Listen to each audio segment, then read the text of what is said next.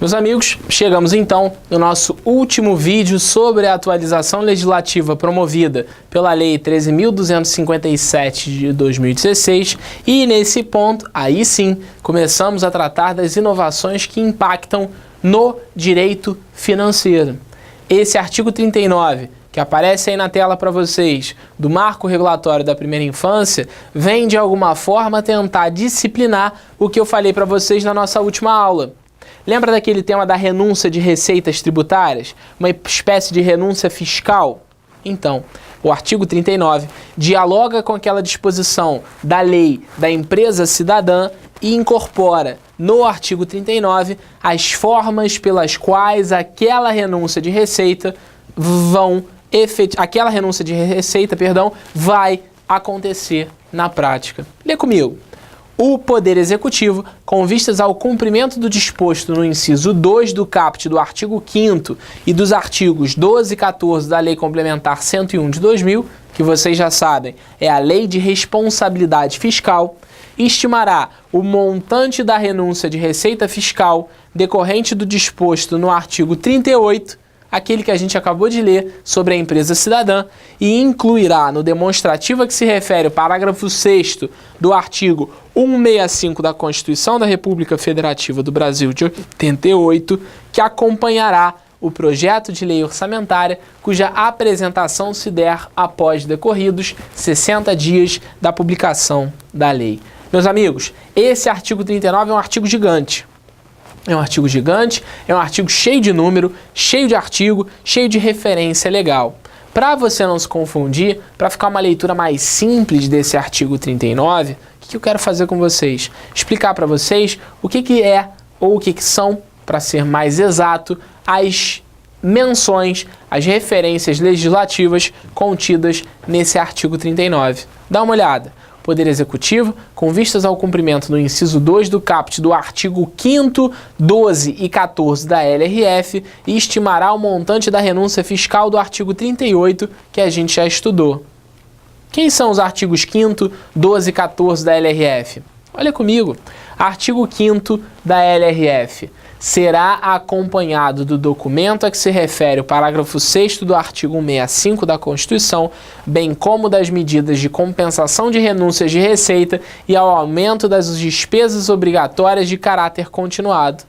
O projeto de lei orçamentária anual, elaborado de forma compatível com o PPA, o Plano Plurianual, com a Lei de Diretrizes Orçamentárias e com as normas desta lei complementar, ou seja, Lei Complementar 101 de 2000, será acompanhado do demonstrativo previsto no artigo 165 da Constituição.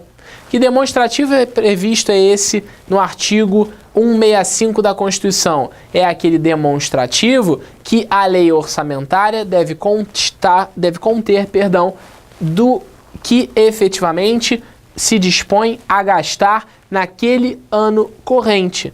Se vocês abrirem o artigo 165, parágrafo 6º da Constituição, vocês vão verificar que a lei orçamentária anual deve conter um demonstrativo do balanço fiscal, um demonstrativo que diga quanto de receita ingressará nos cofres públicos e quanto de despesa será realizado pelo poder público. Essa junção entre receita e despesa deve constar de um documento à parte, um demonstrativo. Demonstrativo esse que está previsto no artigo 165, parágrafo 6º da Constituição. O que a nossa alteração legislativa promovida pelo Marco da Primeira Infância trouxe? Ela trouxe a seguinte alteração, olha lá. O Poder Executivo, com vistas ao cumprimento no inciso 2 do artigo 5º e dos artigos 12 e 14 da LRF, estimará o montante da renúncia fiscal decorrente do disposto no artigo 38. Se você olha para o artigo 5º da LRF, você verifica o seguinte: a LOA, Lei Orçamentária Anual, ela deve conter um de demonstrativo. Que demonstrativo é esse? Um demonstrativo de receitas e de despesas. Um demonstrativo do balanço fiscal. Esse demonstrativo de balanço fiscal tem que conter que tipo de informações? Olha ali a parte final. As medidas de compensação e as renúncias de receita ou o aumento das despesas obrigatórias de caráter continuado. Por que isso? Pessoal, quem foi meu aluno em Direito Financeiro sabe que a gente já estudou o tema das renúncias de receitas. Renúncia de receita é igualzinho ao que a gente viu lá na lei do projeto da empresa cidadã. Quando a lei da empresa cidadã trouxe a possibilidade de que essa pessoa jurídica aderente a esse programa se dispusesse a expandir o tempo de licença maternidade, houve, ao passo que se exigiu esse ônus, houve um bônus. Qual era o bônus? Era possível que a pessoa jurídica que recolhesse seus tributos com base no lucro real deduzisse o valor da remuneração integral dos seus empregados sob licença paternidade e maternidade. Essa dedução de tributo corresponde a quê? Corresponde a uma renúncia de receitas. Dentro da Lei de Responsabilidade Fiscal, lá no artigo 14 da LRF, há os requisitos pelos quais se admite uma renúncia de receita. E a renúncia de receita tem requisitos obrigatórios e requisitos facultativos. Esses requisitos obrigatórios e esses requisitos facultativos passam, por exemplo, por isso que fala o artigo 5º, inciso 2, renúncia de receita, aumento de despesa obrigatória de caráter continuado e medidas de compensação. Se de alguma forma eu vou receber menos dessas pessoas jurídicas aderentes ao programa da empresa cidadã, eu tenho que compensar. Porque renúncia de receita, meus amigos, sempre significa uma perda da arrecadação. Sempre significa uma diminuição de arrecadação. O poder público pode diminuir sua arrecadação, mas ao passo que ele diminui a arrecadação, é preciso que nós tenhamos uma medida de compensação. É preciso que nós tenhamos o aumento de alguma coisa para compensar no final essa renúncia de receita. E é por isso que a nossa legislação, a nossa alteração de legislação trouxe a exigência de respeito tanto ao artigo 5º, inciso 2 da LRF, quanto ao artigo 12 e o artigo 14, que tratam da concessão de benefícios fiscais e da ampliação de incentivos de natureza tributária. A possibilidade de que isso aconteça é evidente.